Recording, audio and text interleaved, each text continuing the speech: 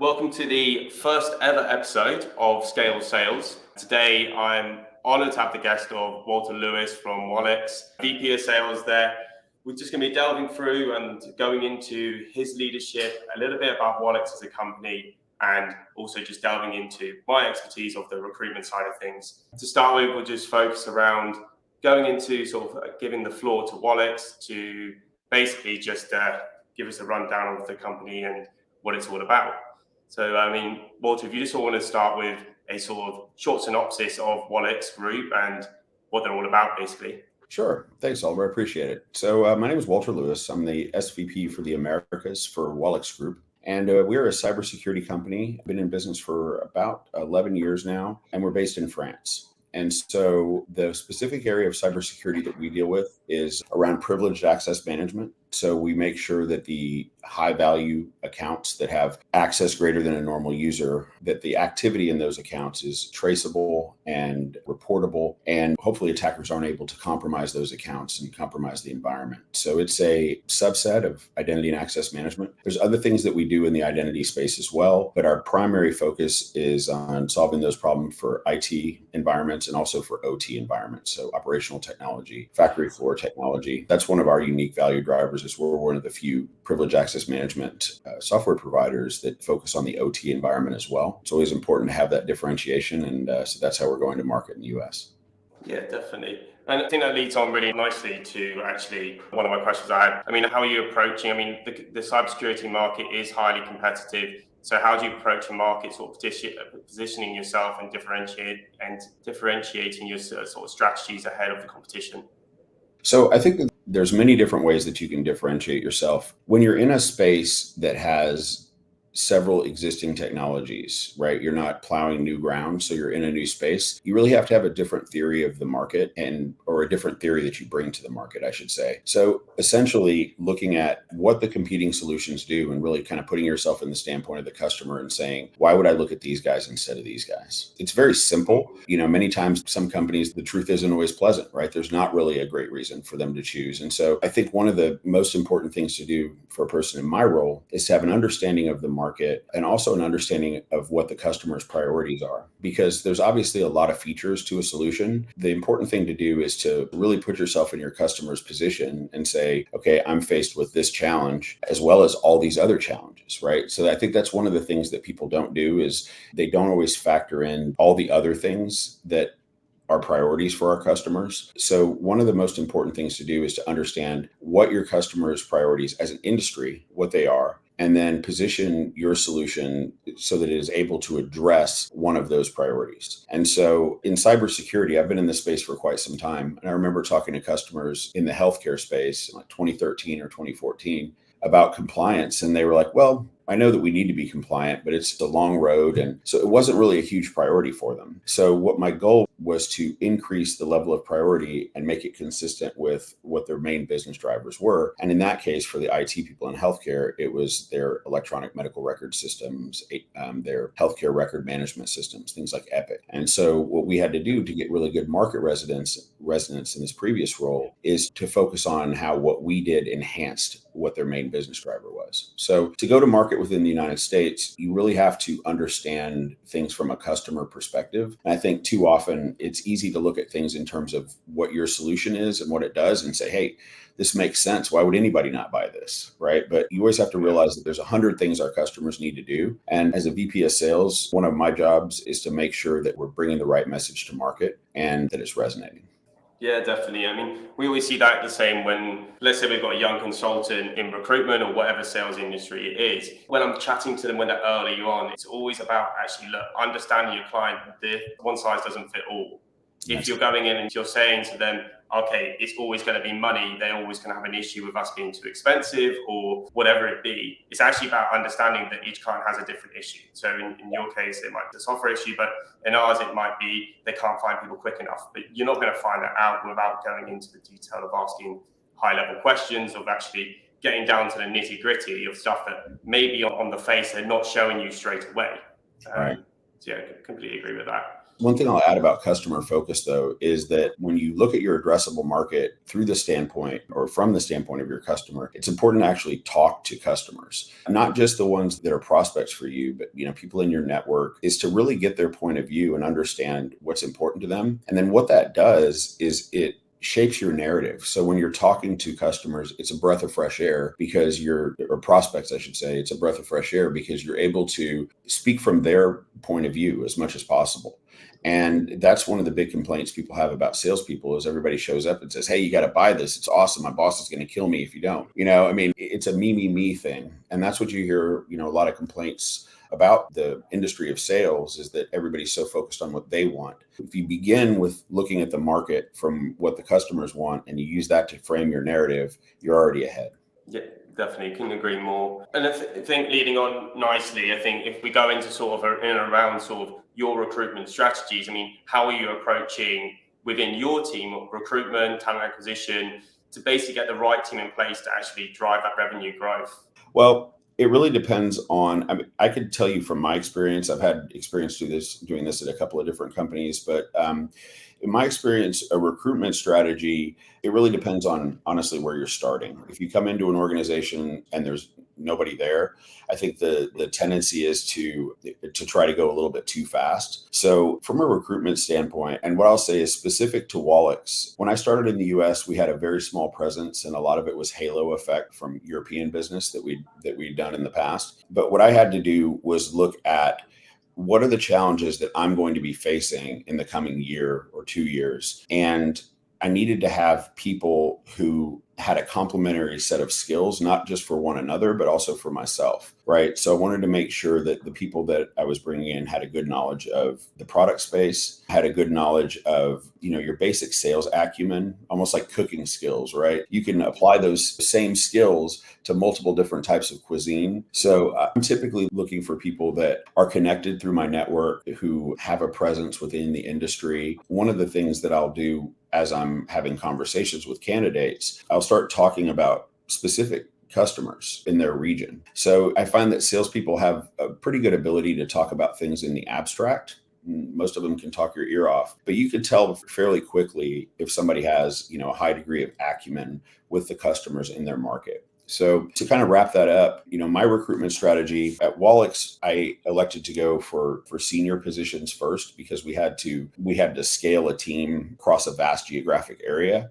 And so what I was looking for is people who had experience within the privileged access management space, had strong relationships both with other partners, other sellers. They'd been in the industry for a little while and were well connected, because that's a huge source of information about accounts. So, I started with the more senior people, but if I were looking for people who were more junior, doing a more of a entry level spot, really the number one thing that I'm trying to figure out when I'm recruiting is, do they have a plan and how are they going to approach this, right? Because a good salesperson typically is, after their first conversation with you about, finding out what company it is and, a general sense of the territory, they're going to put together a plan for your next interview, right? And they're going to tell you exactly how they would do it. And so that's going to tell me a lot about the type of seller that they are, how they look at their market, how they look at activity and those sorts of things.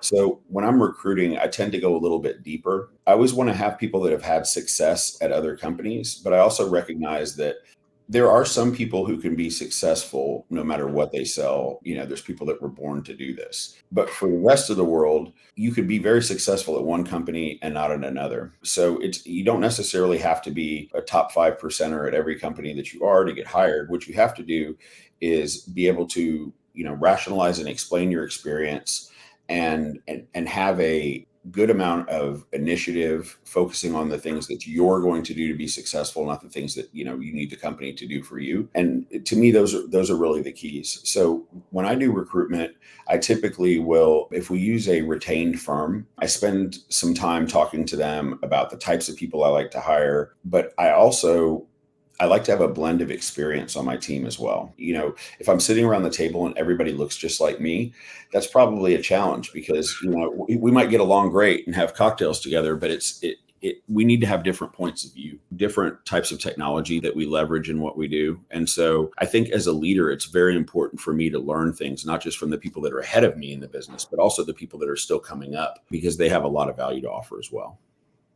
Yeah, definitely. No, I completely agree. And I speak to a lot of VP of sales and CROs, and there's a very common trend, and it seems to be actually, instead of hiring people that are very similar to them, it's actually looking at their mindset of what they want to achieve and how they go about it. I know mindset is huge, especially with in sales, you can be knocked very easily. I always joke and I laugh with if I'm speaking to maybe an SDR, or especially if they're a junior SDR, if I'm set a task by a client to go and find a junior one, it's like, okay, when in your life have you ever had rejection, or how have you dealt with rejection? Because if you're doing sales and you can't cope with rejection very well, I think you're in the wrong career.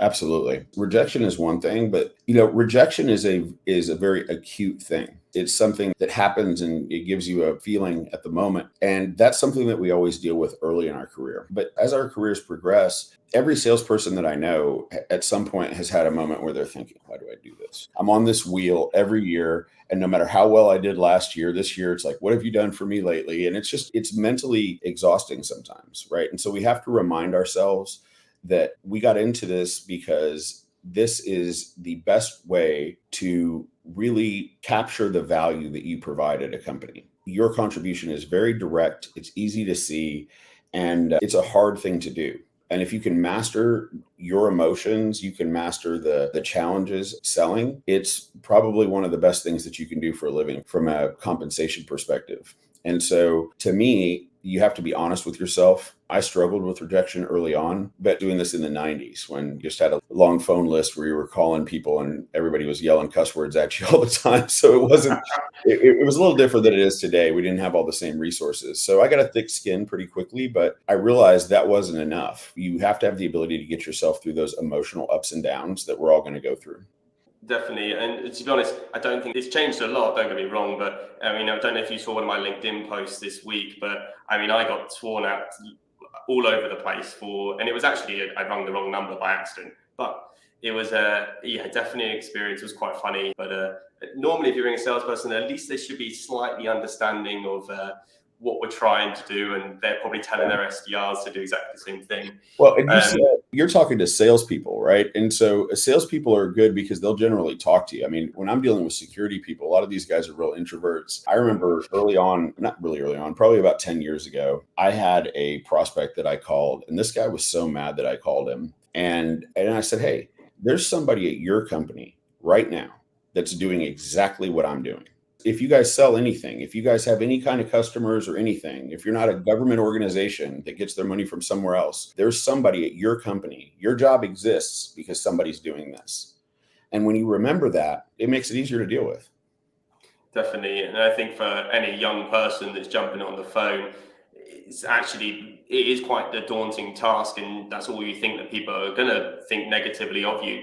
But going back to what we were saying before, if you can find out what an actual issue is for them and you can resolve that issue, a call can turn very quickly. There's been plenty of ones where I've basically been told to F off at the beginning of the call, where I've ended up being one of my best clients maybe a couple of weeks down the line when that was actually a need for what I was trying to sell them.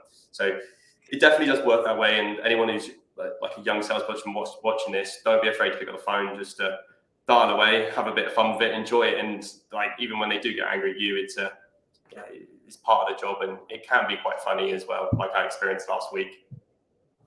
Rejection's better than being ignored. Honestly, to me, I ask myself every day, am I being effective? Are these things that I'm doing effective? Is there anything I could do to be more effective? Being effective is very important. And if you're getting rejected, you're being effective, right? Because you're out there, you're establishing content.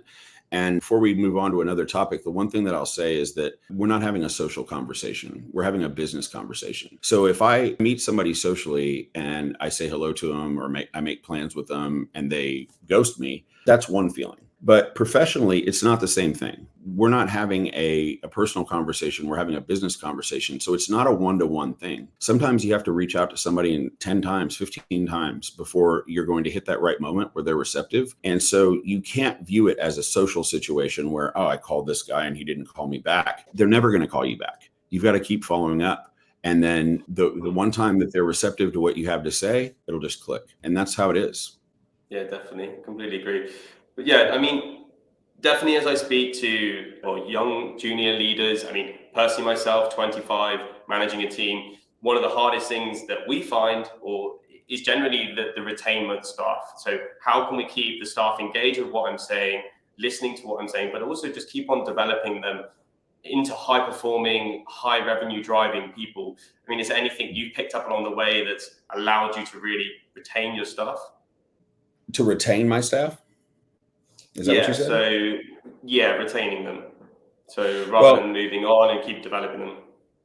I think the thing that you have to do as a sales leader is you have to really understand the people on your team very well. You have to understand what motivates them. I mean, typically one of the first two questions I ask in an interview is, what led you to sales? Right? Because that story is going to give you their why. And when you understand what a person's why is, and you can develop some trust, what you have to be able to do as a leader is show them how you can help get them from here to here. And it takes a lot because people can be very defensive. Everybody wants to act like they know how to do everything. I mean, I say things to my kids sometimes. They're like, yeah, I know. And I'm like, well, if you knew, but it's one of those things where you have to have that trust, because there's a good leader is going to have a great deal of intimacy with the people on their team. They're going to understand their lives. They're going to understand what motivates them. They're going to understand the things that they do well and understand the things where they might have some challenges. And really what your goal is to foster the things that they're doing well while trying to smooth out the things that perhaps they don't do very well. And to do that, you have to have credibility and you have to have trust. And so, for me, I like to focus on the person and what that person needs, as opposed to having a blanket strategy for everybody. I see being a good salesperson or a good sales leader a lot like being a professional athlete or a coach, right? There's certain skills that you're going to develop that are going to be transferable no matter where you're going. But when you have the right coach that puts you in the right spot and gives you the right training and those sorts of things, it's going to really gel and you're going to do a lot better. And what I've found is that good salespeople tend to gravitate toward good leaders, and they tend to run from bad leaders. Yeah, definitely. No, I completely agree. The amount of phone calls I have per week of maybe potentially they've joined a company because of being with a VP of sales and they really love the way he works, and then suddenly there's a reshuffle and someone's come in that's new, and straight away they're like, no, we're just not gelling, or they just don't feel that they're a good leader to them. I think one thing that I get a lot as a recruiter is a lot of account executives or people asking, look, Ollie, how am I going to be going from an AE to a leadership role? I mean, for yourself, how do you identify from your team who are your next leaders working their way through the ranks? That's a fantastic question. I think that what you've hit on is really one of the essence. It's really the essence of what makes a good leader. What I said before about the trust, that actually, obviously that has to be there. But if you look at a person's career and the mental state that they're in at various stages of their career, when we start out, we're just, oh my gosh, we're overwhelmed. And then once you develop a little bit of mastery, then you start looking around and going, man, these people are idiots. And you develop a little bit of outrage in about the middle part of your career, because you feel like you're working hard and why aren't these other people and things like that. But you don't really reach the top level until you recognize that everybody is going to be the way that they are. And you don't have to have everybody doing everything perfectly to be successful. What you have to do is understand who does what well. And so when I'm trying to figure out who the people are that have a goal for leadership, because not everybody does. I mean, there's some AEs that make plenty of money. They have good work-life balance. They don't really have to worry about anybody else and they're happy, right? Yeah. But what it is for me is when I'm having strategic conversations with a seller, regardless of what level they are, if they're focused on the opportunity, that is a first or second level person, right? They're very focused on the one thing. When they think about the market as a whole and they're able to talk about things like trends and why customers are doing things, it's not just, hey, say this to this guy. It's, why would I say this? So they really get behind the why. But the main thing that I also look for is a type of selflessness. So when I'm trying to identify a leader, I really get a lot of cues. A lot of the cues are based on your own read of people. but it's also from their peers, the people that they're working with. I want to know, is Oliver helping people, or is he just doing great himself? Is he a guy that people want to call when they have a challenge? Maybe they don't want to come to their boss right away. They want to bounce something off of another colleague. How encouraging are they? Because a lot of people think that leadership is really the only way to move forward in your career. It's like you see that with engineering. Well, I'm a great engineer. Now I have to be a manager, right? That's the only way to move forward in your career. But that's actually not true. I've done leadership roles, and after a period of time, it can become a little bit exhausting. So I did some things where I didn't have to focus as much on others. And I honestly couldn't stand it, because to me, it's not hard for me to sell products. What I really enjoy, what really gets me up in the morning, is trying to build a team of people that are going to be successful. That's what really gets me excited. So I definitely look at how the team interacts with one another. The other thing is, leaders also have to be able to reach into the organization to get things done, because, most org charts are a pyramid like this, but in my opinion, it should be inverted. Because a leader's job is to make sure that everybody on that pyramid has the fair compensation, equal opportunity to be able to be successful. The territories are well balanced. There's nobody that's getting favoritism. Those are all the types of things a good leader has to do. And I think fundamentally, it's something that you're called to or you're not. So I'm typically looking for the people that go above and beyond, that are working closely with the other members of the team. And it's not always the person that's getting the most deals. Sometimes it's somebody they're doing this right now, but boy, they would be great if you moved them into a leadership role and were able to replicate what they're doing. So that's kind of how I look at it. Yeah, definitely. No, I agree with that last point completely, that when sometimes at my previous company, there were some people that maybe weren't the highest of billers. Maybe they just weren't the greatest recruiters, but they very early on in their careers were already picking people up and bringing themselves in as a mentor to them, just to guide them and help them. They're the people that should be going into leadership, rather than your sort of selfless individual contributor that is just solely focused on himself. You see it all the time. I remember last company I worked at, the best biller of the company probably wasn't the best manager. Oh yeah. Just because he was too focused on their one task. Yep. You have to, the amount of time that I'm learning that now, that I love doing deals and I love doing business, but you actually have to take a slight hit on your own business to put your time and energy into developing someone else. Yes, in the long run, it will benefit you, but that is a massive learning curve for any junior leader completely. I think it's the hardest thing that I'm transitioning through at the moment. Yeah. I'm quite honest about it with my team as well, that look, if I am being a bit, too self-indulged, I need to remember no, I need to give you time and focus, because I will happily just turn my phone over. No one can get hold of me. And then I'm like, actually, no, that's not the right thing to be doing. Yeah, it's tough. I mean, if you feel yourself thinking that I wish everybody would just do their job and leave me alone, that's not a thing a leader thinks. I have a few little hacks that I've picked up over the years. And we talked about earlier about mindset. In sales, you're going to wake up some mornings and you're not going to know whether you're the boxer or the bag. I mean, it's really tough. And what you have to do is you have to have techniques to manually, actively get yourself out of the state of mind that you're in, because you can't sell when you feel like that. And I think that my personal technique that I use is I'll reach out to people, maybe they're members of my team, maybe they're a former colleague or something like that. And I will try to figure out a favor that I can do for those people. Is there somebody that I can connect them with? Is there something that I can do?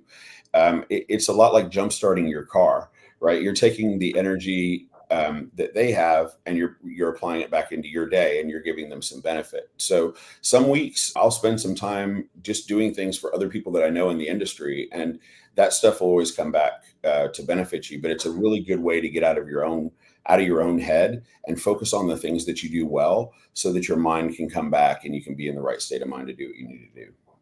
Yeah, definitely. I think actually leading on, like where we should sort of delve into now is actually a little bit about like your journey itself. And I know it's what a lot of the listeners will want to hear about is like actually like how you got into leadership. And I suppose if you could sort of focus in and around to start with, sort of just a general synopsis of how you got into leadership, and then maybe anything that or along the journey that sort of shaped the way that you are a leader now. That's a big question, but an abbreviated version of it. So I worked on my background, I got an undergraduate degree in history and then a master's in business when I realized all I could do is think about deep thoughts about unemployment. So I knew I had to do something. So I got into business and I got into technology in the late 90s. And I learned very quickly that you have to have credibility with the technical people, and you really want to have an understanding of where the customer is coming from. So I felt that rather than to get into, the eventual goal was to get into a position that had some high value where I could earn a good income. But I knew that there was some bottom line type of activities that I had to understand first. So I went through an operational track. I worked on delivery leadership and consulting. The first really big leadership role I had was managing a large consulting organization nationwide, both from a sales and delivery perspective. It was very valuable experience because it made me less afraid to talk to customers, because I think if you spend your whole professional life on the outside trying to extract value from people on the inside, but you don't know what's happening within the business, it's a lot like trying to describe a sport to somebody who's never seen it. You could say all the right things, but there's just a little bit of something missing. So went on the consulting side. And then I told my company, after having some pretty successful years, hey, I wanted to change to a sales compensation plan. And they said, okay, well, we can do that. And so they gave me $1 million quota, and I did a lot more than $1 million that year. And then the next year they capped me and I moved on. But that was really what launched me into sales. I had done some earlier in my career, but spending some time on the other side and really getting an understanding of things from a customer perspective was a very important thing for me. Information security, the consulting work we were doing was in the information security space. And so I did have a certain degree of subject matter expertise. And I won't say that's 100% necessary, but it's definitely helpful because you can pick up new technologies and new things in a much quicker way. But I would typically look at organizations that were a little bit smaller. And the reason I did that is because you can make a much bigger impact when you're working with a company that's at a hyper growth stage, and their comp plans are also the best most of the time. And so I felt really comfortable when I was in those roles because I understood where the customer's business was. I moved fairly quickly though. I knew that I wanted to be in a leadership role. And so I did a lot of those things that I was describing. I was the guy who was always there helping on deals and, doing that sort of thing and building a strong network. In the regional leadership positions, I did a couple of leadership positions on a regional level for the Western United States. And then when I had the opportunity to have a national role, I felt like I had mastered all the perspectives all the way up and down. And that's really the key is you have to understand the different perspective that you have to have at each role. Right? Early on, it's all about output, work.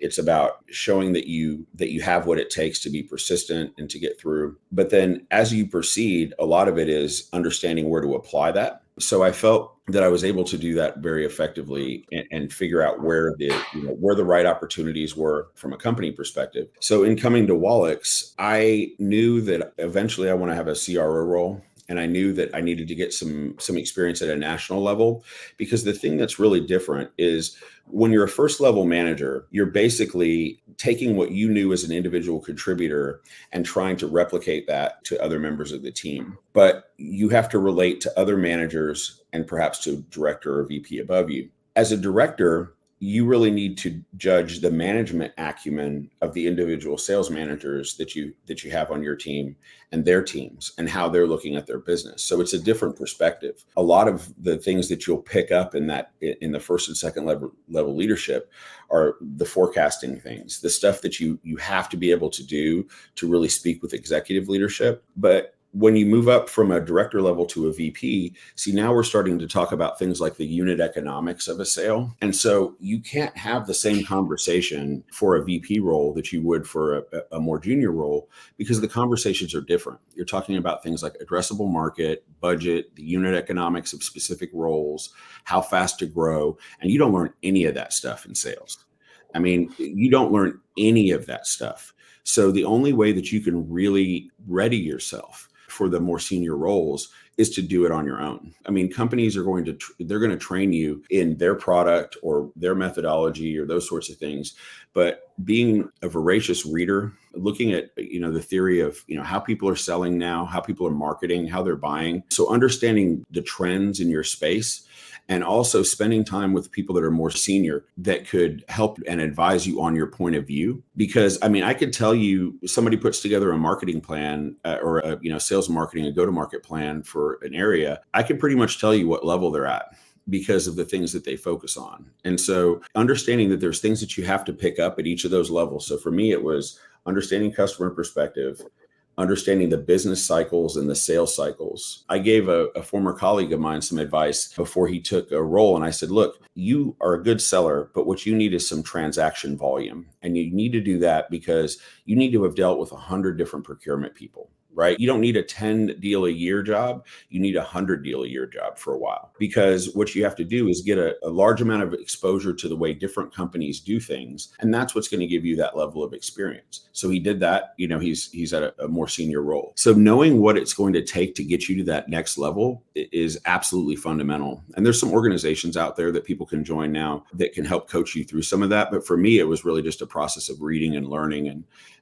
finding the right people to advise me. And I still, there's probably 5 or 6 people that I still call anytime I'm making decisions, major decisions like that. Yeah, definitely. I mean, it's so important to have mentors in whatever you're doing, whether you're individual contributor or you're a sales leader. Yeah. If you haven't got someone who's supporting you, mentoring you, generally you're going to find yourself overwhelmed or swamped with any task that's given towards you. Absolutely. I'm very fortunate that I have quite a few family friends that I reach out to, one of which was a managing director of a very large recruitment agency. Whenever I'm faced with an issue, which happens more regularly than not, he's quite happy a phone call away just to ask these questions and just to be able to sort of guide me in the right direction that I need to be going. Yeah. Especially in sales, having a slight wobble does happen, no matter what level you're at.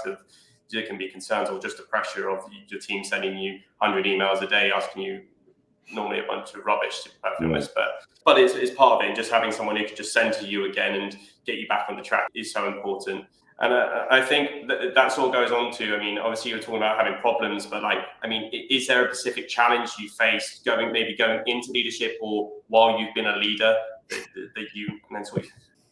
Leadership is all challenges. It's all challenge. There's very little time when things are chugging along, right? Everything is just going perfectly. The watch mechanism, everything is working perfectly, right? That doesn't happen very often. There's always something that you're having to rein in. But I would say for me, one of the most difficult things has been, you can know what the right strategy is, but to be able to put that in perspective and explain it to somebody who perhaps sees it differently, that's a challenge. I think one of the other things that's challenging is being able to accept someone else's point of view and understanding that you don't necessarily know everything. You could be an expert in what you're doing, but if you have to, for example, I used unit economics earlier, the term, if you have to understand what your growth rate should be or what to do with what you have, that's a real challenge, right? Because if you know exactly how to do it with everything that you want, right? I need to have 10 sellers and this, and this is what I need to be successful. Okay, great. Well, what do you do when you don't have that? That's the real big challenge in leadership, because there's some people, they only know how to do things one way. And so knowing how to get the best out of your supporting elements, whether it be channel or marketing, knowing how to leverage your own leadership. Those things are all really important. But for me, really, I'm dealing with the US market, and I deal with, my organization is based in France, and they have the things that work really well over there. And so, I can't come in and say, oh, well, that's not going to work over here, right? I have to be able to adjust to those nuances. And where I see a lot of leaders running into problems is when they're too bullheaded about their own approach, and they don't recognize that, this is not something that you're doing by yourself. And you have to weigh in, and you have to be confident in the things that you say, but you also have to be willing to make adjustments based on, the opinions of others. And I think that's one of the hardest things. At most of the levels up till now, I've been able to say, man, marketing is not doing this, or we need more SDRs or whatever it is, but I don't have the luxury to do that anymore. Right. What I have to do now is I have to say, okay, well, this is what we have. How do we make those things more effective? And I think that's been a challenge for me. I imagine it will continue to be as long as I'm doing this. So definitely. And I think it's so prevalent at the moment, especially with the way the markets are definitely changing compared to last year. You've got all this AI software coming in and changing the way that everybody works. And it definitely will be seen which companies are adapting to change and which aren't. And it will, especially in sales teams, that it will become necessary for us to adopt different bits of technology to enhance us, because if other people are getting a lot higher output than the rest of us, something has to change. And I mean, I can only talk really from a recruitment standpoint, but we can already see in the recruitment world where some companies aren't adopting it and their billings are drastically going down or plateauing extremely, and they're not pushing forward because there's other agencies beating them to the work that they should be winning. Absolutely. Yeah, it's super important. And then I think one of my favorite topics to delve into is actually one that I'm actually awful at, is actually, so any advice you have for any sales leaders basically out there, sort of being a top leader, how do you sort of maintain a work-life balance? Yeah. Well, I think that one of the most important things to remember is that the feelings that you have, they don't ever go away. I deal with this sometimes with my son. He's 10 years old and he gets frustrated by some things. And what I always try to tell him is, you're always going to be frustrated by those things. What you have to be able to do is compartmentalize. You have to basically realize that's just the state of things. So from a work-life balance perspective, I think that you have to understand that there are seasons in life. And there are times when your personal life, your home life, your family, those sorts of things are going to require more of your attention. Accepting that is one of those things. The feelings that you have, the frustration, the lack of certainty, all those things, that's what I was saying, those are never going to go away. And so what you have to be able to do is recognize, this is what I have control over, and this is what I don't have control over. So I think from a work-life balance perspective, for example, I'm going to be going on vacation at the end of next week. And I'm quite stressed about it because there's a lot of things that I have going. There's some changes that we're making to the way we're going to market. And there's few times in a year where I'm thinking, okay, this is great. It'd be a good time to take a vacation. But that's not when vacations happen. What you have to remind yourself is that the temptation that we have as professionals, as men, this is one of the things that I've dealt with, is you're out there, you're the person, you see yourself as an achiever, you see yourself as a person who gets results, but you have to recognize that that's not all you are. So I think being realistic about what you can accomplish in a given week, or what your expectations should be, because many times our expectations are really far out of line with reality. We find ourselves getting disappointed. So not just looking at the results, but looking at the incremental successes. And I know this is kind of a roundabout way of going here, but what makes us not have work-life balance or balance in our lives or feeling effective is when we feel like we're pulled into one direction or we're pulled into another. And so recognizing that those forces are always going to be pulling you, family is always going to have needs, work is always going to have needs. Understanding the things that you can control, and then understanding where the best place is to apply your effort at a given time. For example, when you're at home with your family, is not a good time to be thinking about deals, right? It's not a good time to be thinking about things. And you definitely don't want to talk to your family like you would to your colleagues, So understanding which hat you're wearing at which time is really important. But I would also say the key to having balance is feeling effective in both, in all the areas. And I think the key to feeling effective is understanding what you can control, knowing that you have a good plan and that it takes time to get things to work. But then also recognizing that sometimes you're going to have to throw that stuff out of balance a little bit. And, and you have to set that expectation at home. You have to set that expectation in other areas in your life that, hey, I really need to buckle down here for a little while. And I can actually think back to several periods in my life where I had a very concerted amount of effort over a weekend or over a break after a holiday or something like that, where I took 2 or 3 days really selfishly and got myself reorganized and learned a new skill or read several books or did something. And then what ends up happening is that develops a little bit of intellectual capital, right? You feel that you've accomplished something today, and that lets you let it go. Okay, I made a good effort today. I worked on all the things that I could. Now I can stop and do this. The key is when you're not doing well, and there's always going to be times when things aren't going your way, is to not lose that balance, because it's really easy to get out of balance, right? It's really easy for you to think, okay, that's great when everything is going well, but what happens when it's not going well? And I think a lot of people are dealing with those types of things right now. You have to refocus, again, understanding the things that you can control. And you also have to leave some things at home, or leave some things at work too. One of the challenges with leadership that I found, I actually reached out to somebody in my network before taking this particular role.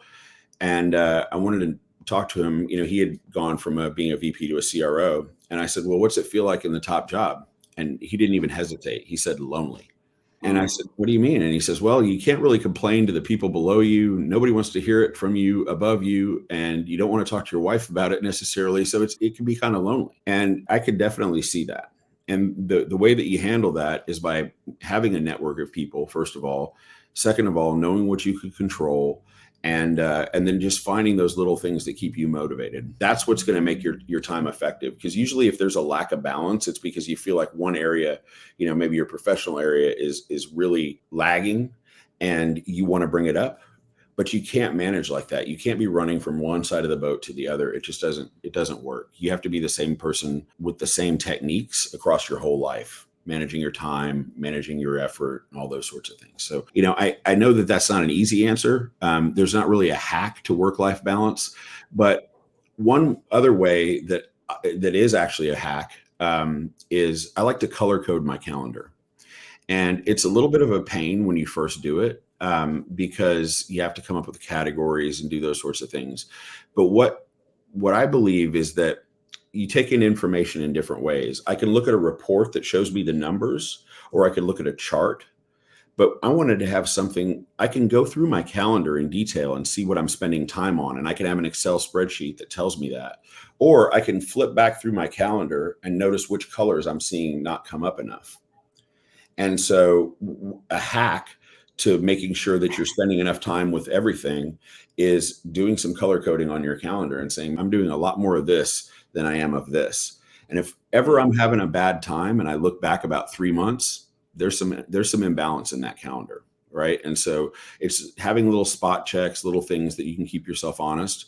And I know it seems like a really trivial thing, but most of the people that I've told about that, and then they actually see it in practice, that's a great hack. So it's one of the things. Definitely is. It's something that I've half done my calendar at the moment, definitely for like priorities, and also just even I did a management course while I was at my last employer, and a lot of what we focused on was time blocking and actually blocking out your diary, making sure you had time for yourself. There's one thing that I learned from the last 8 weeks from working from home was that I wasn't taking my full lunch break, or I wasn't taking the breaks I needed to. No. Which then if I had a calendar like yours, I probably would have looked back and gone, I see what the issue is. I'm just working straight through 12 hours a day and not actually taking any time for Ollie or just getting out to go and walk, which people forget. They think, if you work more hours, you're going to end up getting more output from it. But actually sometimes we always laughed and joked, if someone they were going for runs regularly, taking a bit of break, but also working hard in the time they're generally more productive and they're getting more done, and they ended up doing more. They were doing better. I couldn't agree with you more. And the one thing that I'll also say is that sometimes you need time with your problems. I used to think there would be certain decisions that I had on my plate that I was reluctant to make. And usually I'm very decisive, right? I can get something done, no problem. But there'd be something, and it's like an innocuous thing. And I'm like, why am I putting that off? Right? If there's just some reason, it's not unpleasant. Why am I putting it off? Sometimes you have to sit with a decision for a little bit of time. And sometimes you can't come up with, it's like trying to figure out what you're going to eat tomorrow while you're cooking a dinner today, right? It's not the right, you're not in the right state of mind. So go for a run, go for a bike ride, do something, but solitary, something where you could just be, alone with your thoughts, if you will. That's usually when answers come to me. That's usually when ideas come to me, or that's usually when, I'll hear that voice in my head that says, maybe you're not looking at this the right way. Maybe you need to look at it from this point of view. It doesn't ever happen when you're task focused.